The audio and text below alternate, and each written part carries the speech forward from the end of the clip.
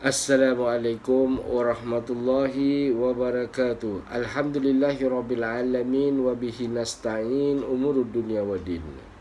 Rabbi shrah li sadri wa yassir li amri wahlul 'uqdatam min lisani yafqahu qawli. Alhamdulillah, syukur kita kehadrat Ilahi yang mana kita dapat bersua sekali lagi pada hari yang berbahagia ini. Pada bulan Ramadan yang mulia ini, ingin saya mengajak para hadirin hadirat sama-sama kita dengarkan tazkirah subuh yang ringkas yang akan saya sampaikan, iaitu himpunan tazkirah dan kisah teladan yang bertajuk Kelaparan Abu Hurairah radhiyallahu an. Abu Hurairah adalah sahabat Rasulullah SAW yang utama. Beliau adalah ahlu sufah, iaitu orang yang tinggal di beranda Masjid Nabawi. Mereka tidak mempunyai tempat tinggal dan pekerjaan. Mereka makan dari hadiah atau sedekah yang dibagikan oleh Rasulullah SAW. Dengan keadaan seperti itu, kehidupan Abu Hurairah tidak menentu. Kadang ia kenyang, namun seringkali kelaparan. Abu Hurairah radhiyallahu anhu tidak pernah mengeluh. Ia tekun beribadah di masjid. Ia bercerita, andaikan kalian perhatikan keadaan kami dahulu, kalian akan jumpai ada di antara kami orang yang tidak dapat berdiri kerana lapar. Kerana lapar yang sangat pedih, aku pernah terbaring sambil menekan perut ke tanah.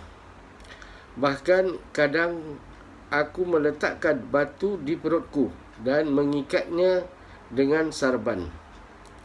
Suatu ketika, aku sengaja duduk di pinggir jalan tempat berlalunya para sahabat sambil menunggu jika ada orang yang mengenaliku. Kemudian datanglah Abu Bakar radhiyallahu anhu. Aku pun mengajaknya berbincang-bincang. Dalam hati aku berharap ia mengajakku ke rumahnya. Namun kali ini Abu Bakar tidak mengajakku ke rumahnya. Kemudian lewatlah Sayyidina Umar. Di tempat itu kami pun berbincang-bincang. Aku juga berharap Umar mengajakku ke rumahnya, tetapi Umar pun tidak mengajakku. Akhirnya datanglah Rasulullah SAW. Beliau dengan tersenyum ketika melihatku dan langsung memahami keinginanku. Beliau berkata, "Mari ikut aku, wahai Abu Hurairah." Aku pun mengikutnya sampai ke rumah beliau dan diizinkan masuk ke dalam. Di dalam rumah, aku melihat ada semangkuk susu ataupun benjana susu. Beliau bertanya, iaitu Rasulullah SAW bertanya kepada orang di rumahnya, "Dari mana susu ini?" Keluarganya menjawab, "Hadiah dari seseorang untuk Nabi SAW." Rasulullah tidak pernah makan dari sedekah seseorang. Beliau akan ikut makan jika ia berasal dari hadiah. Lalu beliau berkata kepadaku, "Hai Abu Hurairah, panggillah ahlu sufah kemari." Ketika itu harus mengundang mereka. Aku rasa ragu apakah susu itu akan mencukupi semua orang yang aku panggil. Menurutku, susu itu tidak akan mencukupi. Setelah ahlu sufah datang, aku disuruh oleh Nabi SAW untuk memberikan susu tersebut kepada mereka secara bergantian. Dalam benakku terfikir bahawa aku tidak akan mendapat sisa sedikit pun. Akan tetapi tidak ada jalan lain kecuali taat kepada perintah Rasulullah SAW. Setelah ahlu sufah berkumpul seramai 70 orang, Nabi SAW bersabda, "Berikan susu itu kepada mereka." Aku pun berkeliling memegang mangkuk susu itu dan menyungguhkannya kepada setiap orang yang hadir saat itu. Mereka minum sepuasnya.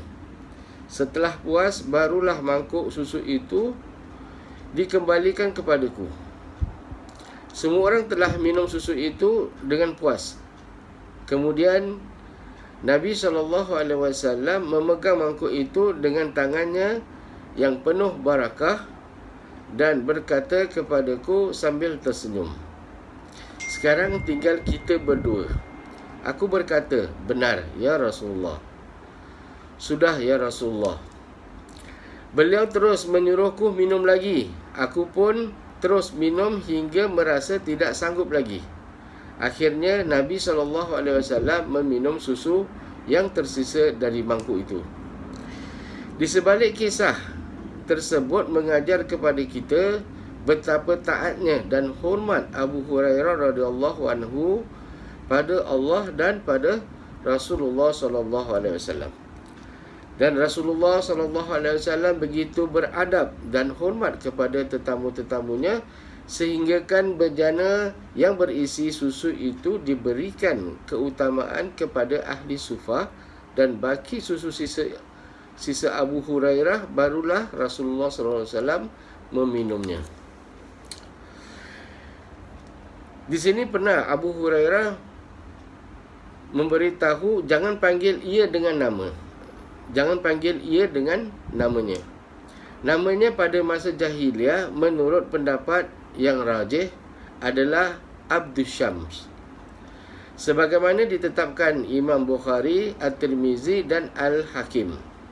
Adapun setelah masuk Islam, namanya telah diubah oleh Rasulullah SAW. Hal ini dikarenakan tidak boleh memberi nama seseorang dengan nama hamba fulan ataupun Abdul fulan atau hamba sesuatu.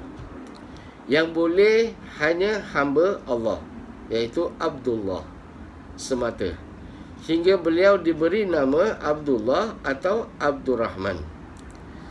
Jadi selama hidupnya, Abu Hurairah tetap hormat dan santun kepada ibunya. Setiap hendak keluar rumah, ia berdiri di depan bilik ibunya dan berkata, "Assalamualaikum wahai ibu warahmatullahi wabarakatuh." Dan ibunya sentiasa menjawab, "Waalaikumsalam wahai anakku warahmatullahi wabarakatuh."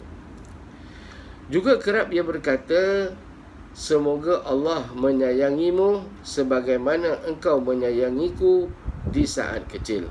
Dan ibunya menjawab, "Semoga Allah menyayangimu yang telah menghindarkanku dari kekeliruan di masa tua."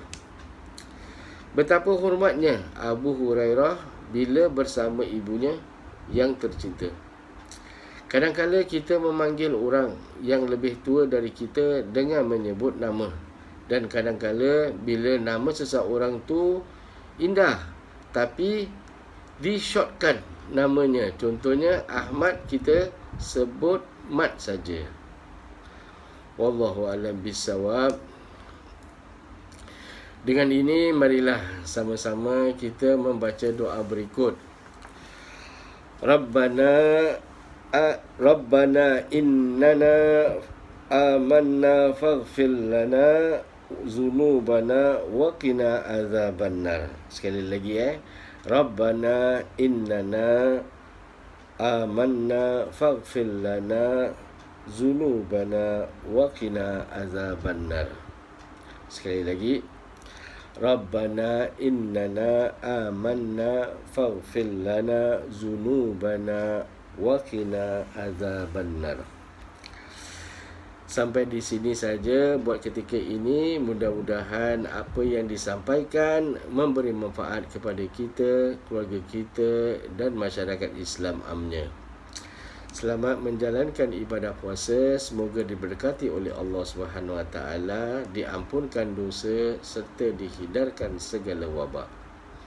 Saya akhiri aqulu qauli hadza wa astaghfirullah li wa lakum. Wassalamualaikum warahmatullahi wabarakatuh.